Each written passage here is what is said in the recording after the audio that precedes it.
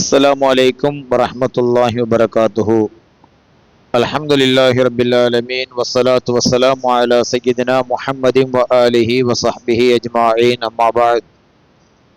கண்ணியத்துக்குரிய உலமாக்களே மற்றும் பெரியவர்களே, தாய்மார்களே, சகோதர சகோதரிகளே, நேரலையினூடாக கேட்டுக்கொண்டிருக்கின்ற நண்பர்களே, அல்லாஹ் சுப்ஹானஹு வ தஆலா மரணத்துடைய நண்பனாக, சகோதரனாக உறக்கத்தை படைத்திருக்கிறான். மரணத்துடைய சகோதரன் உறக்கம். ஒரு மனிதன் உறங்குகிற பொழுது அல்லாஹ் சுப்ஹானஹு வ தஆலா அந்த அடியானுடைய ரூஹை கைப்பற்றுகிறான். ரூஹு கைப்பற்றப்படுகிறது. மீண்டும் யாருடைய ஹயாத், வாழ்வு இந்த உலகத்தில் இருக்கிறதோ அவர்களுடைய உயிர்கள் தான் அவர்களுடைய உடலோடு மீண்டும் சேர்க்கப்படுகிறது. சிலாக்கள் உறக்கத்திலேயே வஃபாத்தாகினதா கேள்விப்பட்டிருப்பீங்க. அப்ப அந்த உறக்கத்தில் அல்லாஹ் சுப்ஹானஹு வ தஆலா எல்லோருடைய ரூஹுகளையும் என்ன செய்கிறான்? கைப்பற்றி விடுகிறான். அல்லாஹ்வுடைய நாட்டத்தில் யாருக்கு இன்னும் உயிர் வாழ வேண்டிய காலம் இருக்கிறதோ அவர்களுடைய ரூஹுகள் தான் மீண்டும் வந்து சேரும். இதனால இந்த உறக்கத்துக்கு செல்லுகின்ற பொழுதே ஒரு மனிதன் கிட்டத்தட்ட மரணத்துக்கு தயாராகுவது போல தன்னை தயார்படுத்தி கொள்ள வேண்டும். நபிகள் நாயகம் ஸல்லல்லாஹு அலைஹி வஸல்லம் அன்னவர்கள் உறக்கத்துக்கு முன்னால், வாழ்க்கையில் அவர்களுக்கு பாவமே கிடையாது, உறக்கத்துக்கு முன்னால் அல்லாஹ்விடத்திலே பிழை பொறுக்க தேடிவிட்டுத்தான் அவர்கள் உறங்குவார்கள். அந்த அளவு ஸல்லல்லாஹு அலைஹி வஸல்லமுடைய அந்த வாழ்வு இருந்தது.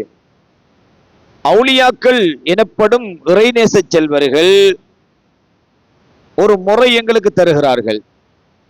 உறக்கத்துக்கு சென்று விட்டால் உங்களுடைய விரிப்பிலே நீங்கள் உட்கார்ந்து வுது செய்து உட்கார்ந்து அன்றைய நாள் நாம் செய்திருக்கின்ற சகல பாவங்களையும் நினைத்து அல்லாஹ்விடத்திலே மனம் வருந்தி ஒவ்வொரு இரவிலும் பிழை பொறுக்க தேடி தௌபா செய்துவிட்டு உங்கள் மனச்சாட்சிக்கு, உங்கள் பாவங்களுக்காக அல்லாஹ்விடத்தில் உண்மையாகவே நீங்கள் பிழை பொறுக்க தேடி விட்டீர்கள், அல்லாஹ் மன்னித்திருப்பான் என்கிற நம்பிக்கை உங்களுக்கு வந்த பிறகு நீங்கள் உறங்குங்கள் என்று சொல்கிறார்கள்.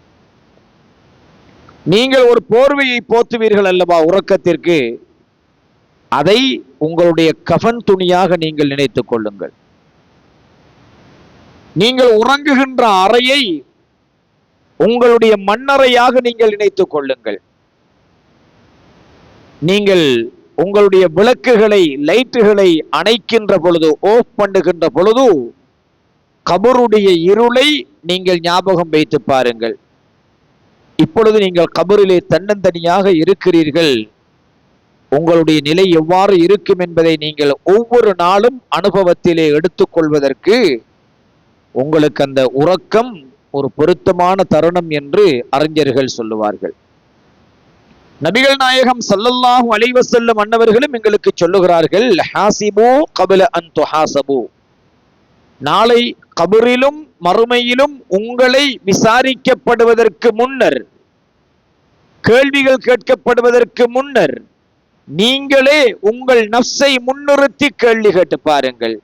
இன்று நீ உறங்கப் போகிறாய், ஒருவேளை நீ மரணித்து விட்டால் அல்லாஹ் ஏற்றுக்கொள்ளக்கூடிய அளவுக்கு உன்னுடைய தகுதி நீ சரியா இருக்கிறியா என்பதை கேட்டு செய்த தவறுகளை எல்லாம் எண்ணி வருந்தி அல்லாஹ்விடத்திலே பாவ மன்னிப்பு தேடி அதற்கு பிறகு நீங்கள் உறங்குங்கள் என்று சூஃபியாக்கள் உறக்கத்தினுடைய ஒழுக்கத்தை எங்களுக்கு கற்றுத்தருவார்கள். இது மிக முக்கியமான விஷயம். எந்த அளவுக்கு இது அனுபவம், பிராக்டிஸுக்கு நம்மளுக்கு சாத்தியப்படும் என்பது அவரவருடைய மனோநிலையை பொறுத்த விஷயம். ஒரு மனிதன் நாளாந்தம் தன்னை சுய விசாரணை செய்து, சுய பரிசோதனை செய்து வாழ்வானாக இருந்தால் கணிசமான அளவுக்கு அவனுடைய பாவங்களை விட்டு அவன் தூரமாகி விடுவான். ஆனால் மனிதன் அப்படி செயற்படுவதில்லை. அந்த அனுபவத்தை ஒருவன் பெற வேண்டும் என்பதற்காகத்தான் சூஃபிகள் என்று சொல்லக்கூடிய இறைஞானிகள் அதற்கான தர்பியாக்கள் பயிற்சிகளை தங்களுடைய சிஷியர்களுக்கு சீடர்களுக்கு வழங்கி கொண்டிருப்பார்கள். எனவே இந்த விஷயத்திலே உங்களுக்கு நான் இதை பதிவு செய்து கொள்கிறேன். அடுத்த விஷயம், உறக்கம் என்பது அளவோடு இருக்க வேண்டும். ஏனென்றால் அல்லாஹ் குர்ஆனிலே சொல்லுகிறான், நல்லடியார்கள் சொற்ப நேரம்தான் உறங்குவார்கள் என்று அல்லாஹ் சொல்கிறான்.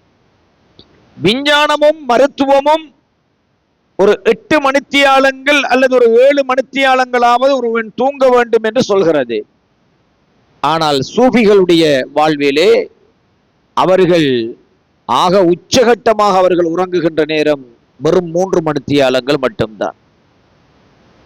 அதைவிட குறைவு 3 மணித்தியாலங்கள் ஒரு உச்சமாக சொல்ல முடியும். அந்த குறைந்த தூக்கத்தில் அவர்களுடைய உடலுக்கு எந்த கேடும் வரவில்லை. அப்படி என்றால் நாம் 8 மணித்தியாலங்கள் அல்லது 7 மணித்தியாலங்கள் உறங்காவிட்டால் உடலுக்கு கேடு என்று மருத்துவம் விஞ்ஞானம் எங்களுக்கு சொல்கிறதே, என்ன காரணம்? அங்கேதான் யோசிக்க வேண்டும். சராசரியாக மனிதன் தன்னுடைய உடலையும் தன்னுடைய மூளையையும் தன்னுடைய இதயத்தையும் ரொம்ப அதிகமான சுமைகளை கொடுத்து களைப்படைய செய்கின்றான். நீங்க 100 பக்கெட் நெல்லு மூடைய தூக்கினீங்கன்னு சொல்லி சொன்னா அதுக்கேத்த களைப்பு உடம்புக்கு இருக்குமா இல்லையா? நீங்க 1 மூடை நெல்லை தூக்கினால் அதுல களைப்பு எப்படி இருக்கும்? 100 மடங்கால நம்மளுக்கு 100ல் 1 பங்கு தான் இருக்கும். இன்று மனிதன் அவனுக்கு உறக்கமும் ஓய்வும் ஏன் அவசியப்படுகிறது தெரியுமா? அவன் கடுமையா அவன் மூளையை செலவழிக்கான், இதயத்தை வருத்தி கொள்றான், உடலை வருத்தி கொள்றான். முழுக்க முழுக்க உலக சிந்தனைகளால் அவன் முழுமையாக சூழப்பட்டிருக்கிறான். அந்த உலக சிந்தனைகளை முழுமையாக சூழ்ந்தால் அங்கே நிம்மதி இருக்காது, மகிழ்ச்சி இருக்காது, ஆறுதல் இருக்காது. எப்பொழுது நாம் நிம்மதியை இழந்து விடுகிறோமோ அப்பொழுது நாம் அதிகமாக களைப்படைகிறோம். ஆனால் சூஃபிகள் என்ன செய்வார்கள் தெரியுமா? அல்லாஹ் என்கின்ற அந்த சம்பூர்ணத்துவத்திலே பேரானந்தம் அடைந்தவர்களாக சூஃபிகள் 24 மணித்தியாலமும் அல்லாஹ்வுடைய தரிசனம் பற்றி சிந்தித்து அதிலே அவர்களுடைய உணர்வை பெற்று அனுபவத்தை பெற்று எந்த நேரத்திலும் அவர்கள் மகிழ்ச்சியாக சந்தோஷமாக இருப்பார்கள். அதனால் அவர்களுக்கு உடலுக்கு 8 மணித்தியாலம் ஓய்வு கொடுக்க வேண்டிய தேவை அவர்களுக்கு இல்லை. அவ்வளவுதான். நாம 100 மூட உலகத்தை தூக்கி போட்டு 8 மணித்தியாலம் படுக்கம் எப்படி படுக்க வேண்டா பக்கத்துல வந்து பார்க்கிறாள், இவர் படுக்காரா மௌத்தா போய்த்தாராண்டு தெரியாத அளவுக்கு நாம களைப்பா தூங்குறோம். ஒரே ஒரு வித்தியாசம், இந்த கொரட்டை சத்தம் மட்டும் கொஞ்சம் பிளமா இருக்கும். பா சத்தம் வருது, இவன் உசுரோடு இருக்கான் என்று கன்ஃபார்ம் பண்ணிக்கொள்ளும், களைப்பு இல்லை. ஆனால் சூபிகளுடைய விஷயம் அப்படி அல்ல. சூபிகளுடைய உறக்கமே மேக்சிமம் அவர்கள் 3 மணித்தியாலங்கள் அவருடைய உறக்கம் இருக்கும். அதிலும் அவர்கள் இரவில் ஒரு 2 மணித்தியாலம் உறங்குவார்கள். லுஹர் தொழுகைக்கு முன்னால் 1 மணித்தியாலம் ஒரு சாஅத் அளவு சற்று உறங்குவார்கள். ஏன்னா இரவைக்கு தூக்கம் முழிச்சதுக்கான ஒரு சின்ன டயர்டு உண்டவர்களுக்கு இருக்கும், அது இருக்கும். அரபு கல்லூரிகள்ல இந்த சிதியா இஸ்லாமிய முறைப்படி அந்த ஒழுங்குகளோடு நடத்தப்படுற மதரசாக்கள்ல அந்த லுஹருக்கு முன்னாடி அந்த 1 மணித்தியாலம் அல்லது 45 நிமிடங்கள் மாணவர்களை கட்டாயமாக உறங்க சொல்லுவார்கள். அது நபிகள் நாயகம் ஸல்லல்லாஹு அலைஹி வஸல்லம் அவர்கள் வளமையாக உறங்குகின்ற நேரம் லுஹர் தொழுகைக்கு முன்னாடி. லுஹருக்கு பிறகல்ல, அசருக்கு பிறகல்ல, சுபஹுக்கு பிறகல்ல, லுஹருக்கு முன்னாடி. இன்று இருக்கின்ற கல்வி திட்டத்தில் மாணவர்கள் அப்படி உறங்கேலா. இன்று இருக்கின்ற வியாபார திட்ட முறையில நீங்க லுஹருக்கு முதல்ல 1 hour சாஞ்சலிங்கன்னா பிசினஸ் அடிபட்டு போயிடும். கடை இருக்கா, அலுமாரி இருக்கும், சாமான் இருக்க மாட்டா, கள்ளம் கொண்டு வைத்துருவான். என்றாலும் இஸ்லாத்துல உள்ள விஷயம் இதான். இதான் உறக்கம் சம்பந்தமான இஸ்லாத்தினுடைய விடயங்கள் என்பதை சுருக்கமாக நீங்கள் இன்றைக்கு விளங்கிக் கொள்ளுங்கள். அடுத்ததாக நபிகள் நாயகம் ஸல்லல்லாஹு அலைஹி வஸல்லம் அவர்களுடைய உறக்கம் எவ்வாறு இருந்தது என்கிற விஷயத்தில் அவர்கள் எங்களுக்கு என்ன சொல்லி இருக்கிறார்கள் என்பதையும் நாங்கள் பார்த்து கொள்ள வேண்டும். ஸல்லல்லாஹு அலைஹி வஸல்லம் அவர்கள் சொல்கிறார்கள், புகாரி முஸ்லிமிலே பதிவு செய்யப்பட்டிருக்கின்ற ஹதீஸ், இதா அதைத மல்ஜஅக, நீ உறங்குகின்ற இடத்துக்கு நீ வந்துவிட்டால், ஃபதவல்ல வுலூஅக லிஸ்ஸலாத்தி, தொழுகைக்காக நீ எப்படி உலு செய்வியோ அதுபோல உலு செய்து கொண்டு உறக்கத்துக்கு வா. உறங்குறதுக்கு எப்படி வரணும்? உலு செஞ்சு கொண்டு உறக்கத்துக்காக வர வேண்டும். சும்மல் தஜிஅ, அதுக்கு பிறகு நீ சாஞ்சிக்கோ, அலா ஷிக்கிகல் ஐமன், உன் வலது பக்கத்துக்கு கத்திப்பாடாக சாஞ்சிக்கோ. கபர்ல மையத்து வைக்கிறபடி கத்திப்பாட்டுல முகத்தை கிபிலாக்கு நோக்கி, நெஞ்ச கிபிலாக்கு நோக்கி, வலது கன்னத்துக்கு மண்புடி வச்சு தானே வைப்போம். அந்த கத்திப்பாட்டுக்கு வலது கன்னத்துல வலது கையை வச்சு நாங்கள் உறங்க வேண்டும். இதுதான் இஸ்லாமிய சுன்னத். உடல்ல ஏதும் வருத்தம் வாதைகள், நோய் நொம்பலங்கள், கஷ்டங்கள் இருந்தால் இதை சற்று அட்ஜஸ்ட் பண்ணி கொள்ள முடியும். ஆனால் தூக்கம் போனதுக்கு பிறகு எங்கால பக்கம் பிறண்டு கிடக்கிறோம்ங்கிறது கட்டிலுக்கு அல்லாஹ்க்கு தான் தெரியும், நம்மளும் தெரியாது. எனவே உறக்கத்துக்கு சென்றால் நம்முடைய உறக்கத்தினுடைய தொடக்கம் வலது கன்னத்தில் வலது கையை வைத்து நாங்கள் எங்கள் உறக்கத்தை ஆரம்பிக்க வேண்டும் என்று நபிகள் நாயகம் ஸல்லல்லாஹு அலைஹி வஸல்லம் அவர்கள் எங்களுக்கு சொல்கிறார்கள். சூஃபியாக்கள் இந்த விஷயத்தில் ஒரு செய்தி சொல்லுவார்கள், நினைவோடு உறங்க வேண்டும் என்று சொல்லுவார்கள். உறக்கத்தில் ஒரு எறும்பு எங்கள் உடலில் ஊர்ந்தால் கூட அது விளங்கக்கூடிய அளவுக்கு நினைவோடு உறங்க வேண்டும் என்று சொல்லுவார்கள். அது எந்த அளவு சாத்தியம்னு தெரியா. எறும்பை விட்டு எறும்பு மாடு மேய்ஞ்சாலும் நம்மளுக்கு விளங்க மாட்டான், நாம தூங்குற மாதிரி பார்த்தோம்னு சொன்னா. எறும்பை விடுங்க, எரும மாடு மேய்ஞ்சாலும் விளங்காது. இருந்தாலும் அது சூஃபிகள் அவ்வாறு அந்த சுன்னாவை அவர்கள் நினைவோடு எந்த நேரத்திலும் அவர்கள் அந்த நினைவை இழக்காமல் உறங்குவார்கள். அடுத்ததாக நபிகள் நாயகம் ஸல்லல்லாஹு அலைஹி வஸல்லம் அவர்கள் உறக்கத்துக்கு வந்தால் என்னென்ன செய்வார்கள்? உலூ செய்ய சொல்லியிருக்கிறாங்க, வலது கன்னத்துல கை வச்சு உறங்க சொல்லியிருக்கிறாங்க. அது ரெண்டும் கரெக்டா ஸல்லல்லாஹு அலைஹி வஸல்லமும் செய்வாங்க. ஸல்லல்லாஹு அலைஹி வஸல்லம் செய்யாத சொல்ல மாட்டாங்க. வகான ரசூலுல்லாஹி ஸல்லல்லாஹு அலைஹி வஸல்லம், நபிகள் நாயகம் ஸல்லல்லாஹு அலைஹி வஸல்லம் அவர்கள் இதா அவா இலா ஃபிராஷிஹி, தன்னுடைய உறங்க வேண்டிய விரிப்புக்கு வந்துவிட்டால், குல்ல லைலத்தின், ஒவ்வொரு இரவிலும், ஜமஅ கஃபைஹி, தன்னுடைய இரண்டு கைகளையும், மணிக்கட்டு இந்த இரண்டு உள்ளங்கைகளையும் இவ்வாறு சேர்ப்பார்கள், ரெண்டையும் சேர்ப்பார்கள்.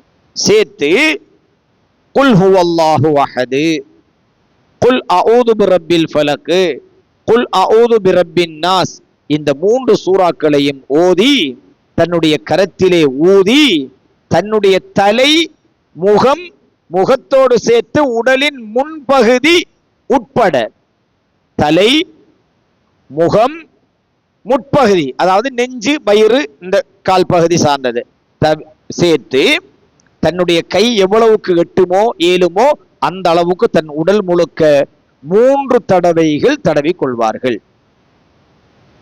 உது செய்யணும், 2 கைகளை ஒன்று சேர்க்கணும். குல் ஹுவல்லாஹு அஹது, குல் ரப்பில் ஃபலக், குல் ரப்பின் நாஸ், மூண்டையும் ஓதி கையில ஊதணும். அத 3 தடவைகள் தலை, முகம், உடலின் முன்பகுதி, முடியுமான இடங்களுக்கு அந்த கரத்தினால் பெருமானா ஸல்லல்லாஹு அலைஹி வஸல்லம் அவர்கள் செய்வார்கள், தடவி கொள்வார்கள். இது நபிகள் நாயகம் ஸல்லல்லாஹு அலைஹி வஸல்லம் அவர்களுடைய வளமையான விடயம். அதை 3 தடவைகள் செய்வார்கள். இப்ப நாம ஃபாத்திஹா ஓதி பழைய நாட்கள் தானே, சூரத்துல் ஃபாத்திஹா மட்டும்தான் இதுல இல்ல. குல் ஹுவல்லாஹு அஹத் இருக்கு, குல் அஊது பிரப்பில் ஃபலக் இருக்குது, குல் அஊது பிரப்பின் நாஸ் இருக்குது. ஓதி ஊதி 3 தடவைகள் நாங்கள் தடவி கொள்ள வேண்டும். ஸல்லல்லாஹு அலைஹி வஸல்லம் மீண்டும் சொல்கிறார்கள், மன் கரஅ ஆயத்துல் குர்ஸி, ஆயத்துல் குர்ஸியை யாராவது ஒருவர் ஃபீ லைலத்தின், இரவில் ஓதினால், லம் யஸல் அலைஹி மினல்லாஹி ஹாஃபிலுன், அல்லாஹு தஆலா அவருக்கு ஒரு பாதுகாவலனை ஏற்படுத்தி விடுகிறான். ஆயத்து குர்சி ஓதி போட்டு உறங்கும் பொழுது அல்லாஹு தஆலா என்ன செய்யறான்? அந்த அடியானுக்கு ஒரு காவலாளியை அல்லாஹு தஆலா ஏற்பாடு செய்து விடுகிறான். நபிகள் நாயகம் ஸல்லல்லாஹு அலைஹி வஸல்லம் சொன்னார்கள், அந்த காவலாளியுடைய பொறுப்பு என்ன தெரியுமா? அது வலா யக்ருபஹு ஷைத்தான், அவருக்கு ஷைத்தான் கிட்டையும் நெருங்க மாட்டான். அந்த அடியானுக்கு ஷைத்தான் என்ன செய்ய மாட்டான்? கிட்டையும் நெருங்க மாட்டான். அப்ப ஒரு காவலாளி ஆயத்துல் குர்சி ஓத வேண்டும். அல்லாஹ் ஒரு காவலாளியை ஏற்பாடு செய்கின்றான். வலா யக்ருபஹு ஷைத்தான், அவர்கிட்ட ஷைத்தான் என்ன செய்ய மாட்டான்? நெருங்கவே மாட்டான். இந்த நபி மொழியையும் நாயகம் ஸல்லல்லாஹு அலைஹி வஸல்லம் சொன்ன செய்தியை புகாரியிலே நாங்கள் பார்க்க முடியும். அப்ப ஆயத்து குர்சி என்கிறது பொதுவாகவே எல்லாருக்கும் தெரியும், ஷைத்தான்ல இருந்து பாதுகாவல் தருறது. யாருக்கு தெரியும் தெரியுமா அந்த விஷயம்? முஸ்லிம்களுக்கு தெரியும், மூமின்களுக்கு தெரியும், ஷைத்தானுக்கும் தெரியும். ஷைத்தானுக்கும் தெரியும். அவனை விட்டு நாங்கள் பாதுகாவல் தேட வேண்டும் என்றால் ஆயத்து குர்சியை ஓதுங்கன்னா ஷைத்தான் சொல்லணும். நீங்க ஷைத்தானை கூப்பிட்டு உனக்கிட்ட இருந்து நாங்க தப்போட மாட்டோம், என்னடா செய்யணும்னு கேட்டீங்க என்று சொன்னால் அவன் என்ன சொல்லுவான்? ஆயத்து குர்சியை ஓதினால் என்னை விட்டு நீங்கள் பாதுகாவல் பெற முடியும் என்று சொல்லுவான். அப்ப உறக்கத்தின் ஒழுக்கங்களாக இந்த அம்சங்களை ஸல்லல்லாஹு அலைஹி வஸல்லம் தந்திருக்கிறார்கள். உறக்கத்திலிருந்து எழுந்தவுடன் முதல்ல உறக்கத்துக்கு போகும் பொழுது அல்லாஹும்ம பிஸ்மிக அமூத்து வ அஹ்யா, இறைவா உன் நாமத்தை கொண்டே நான் தற்பொழுது மரணிக்கின்றேன், பிறகு ஹயாத்தாகுவேன் என்று சொல்லணும். எப்படி சொல்லணும்? உறங்குகிறேன்னு சொல்றல, அல்லாஹும்ம பிஸ்மிக அனாமு, இறைவா உன் நாமத்தை கொண்டே உன் பேரை கொண்டே நான் உறங்குகிறேன்னு சொல்றல, அல்லாஹும்ம பிஸ்மிக அமூத்து, நான் மரணிக்கிறேன், வ அஹ்யா, நீ நாடினா நான் எழும்புவேன். அவ்வளவுதான். நாடாட்டி இல்லை. எழும்பும் பொழுது அல்ஹம்துலில்லாஹில்லதி அஹ்யானா பஅதமா அமாத்தனா வ இலைஹின் நுஷூர், எங்களை மரணிக்க செய்து மீண்டும் உயிர்ப்பித்த அல்லாஹ்வுக்கே எல்லா புகழும் என்று நாங்கள் ஓத வேண்டும். இந்த வார்த்தையை ஓத வேண்டும். அத்தோடு இன்னும் சில ஒழுங்குகளை ஸல்லல்லாஹு அலைஹி வஸல்லம் சொன்னார்கள். உறக்கத்திலிருந்து உங்களில் யாராவது எழுந்து விட்டால் அவர் முதலாவதாக தன்னுடைய 2 கைகளையும் நன்றாக கழுவி கொள்ளட்டும் என்று சொன்னார்கள். ஏன்? லா எதிரி, அந்த அடியான் அறிய மாட்டான், அவனுடைய 2 கைகளும் ஐன பாத்தத், இவன் உறங்குகிற பொழுது இவனுடைய 2 கரங்களும் எந்தெந்த இடத்தில் உறங்கியது என்பதை அவன் அறிய மாட்டான். நித்ரகன்ல தலை கடிச்சாலும் ஒரு சொறை, கண் கடிச்சா ஒரு கசக்கு இல்லையா, மூக்கு கடிச்சாலும் ஒரு அடி. அப்ப உறக்கத்தில் இந்த கை என்ன செய்யும் என்று கேட்டா, நமக்கு உணர்வு இல்லாவிட்டாலும் உறக்கத்தில ஒரு நுளம்பு கடித்தால் அந்த இடத்துல நம்ம நித்திர முழிக்காமலே நம்மட கை போய் அந்த இடத்துல நுளம்புக்கு அடிச்சிருக்கும். நுளம்பு அடிச்ச ரத்தம் கையில் இருக்கும். இதை பார்க்காம அழகா காலையில முகத்தை அப்படி கையால தொடச்சு போட்டு வந்தோம்னா முகம் எல்லாம் ரத்தம் இருக்கும், ஊத்தரிக்கும். அப்ப கை மூக்குல உறங்கிச்சா, அல்லது நொழும்பு அடிச்சிச்சா, அல்லது தலை சொரங்கிச்சா, அல்லது வாய் கொப்பளிச்சா உண்டு தெரியா.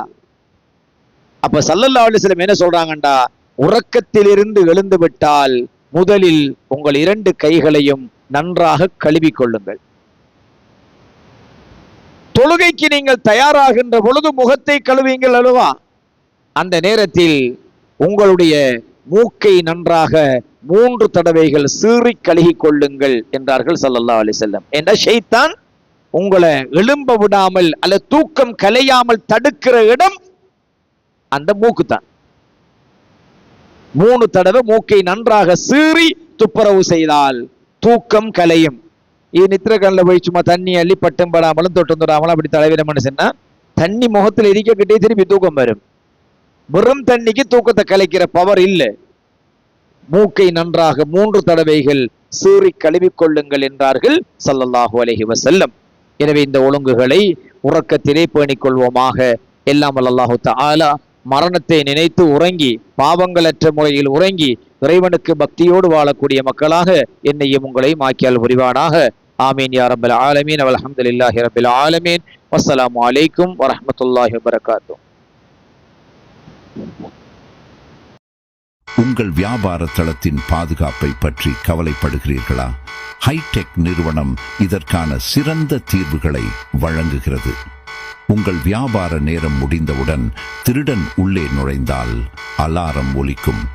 அதே சமயம் உங்களுக்கு தொலைபேசி அழைப்பு மற்றும் SMS அனுப்பப்படும். நீங்கள் உடனே இடத்துக்கு செல்லலாம் அல்லது அங்கு பொருத்தப்பட்டுள்ள கேமரா மூலம் நேரடியாக கண்காணிக்கலாம். மேலும் தகவலுக்கு எங்களை தொடர்பு கொள்ளுங்கள். ஹைடெக், உங்கள் பாதுகாப்பு எங்கள் பிரதான நோக்கம்.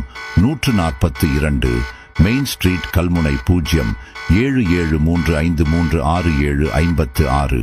ஹாய் ஃப்ரெண்ட்ஸ், நமது ஹைடெக் நிறுவனத்தில் பாதுகாப்பு உபகரணங்கள் சிறந்த தரத்தில் மிக குறைந்த விலையில் four G sim dual lens 3 view solar கேமராக்களையும், four G sim dual lens 3 view கேமராக்களையும், போஜி சிம் டுவல் லென்ஸ் கேமராக்களையும் மற்றும் வைஃபை லைட் கேமராக்களையும் எங்களிடம் மிக குறைந்த விலையில் பெற்றுக்கொள்ள முடியும். CCTV கேமராக்களையும் பொருத்தி தருகிறோம். இப்போதே அழைக்கவும். ஹைடெக், உங்கள் பாதுகாப்பு எங்கள் பிரதான நோக்கம். 142 மெயின் ஸ்ட்ரீட், கல்முனை 07735365756.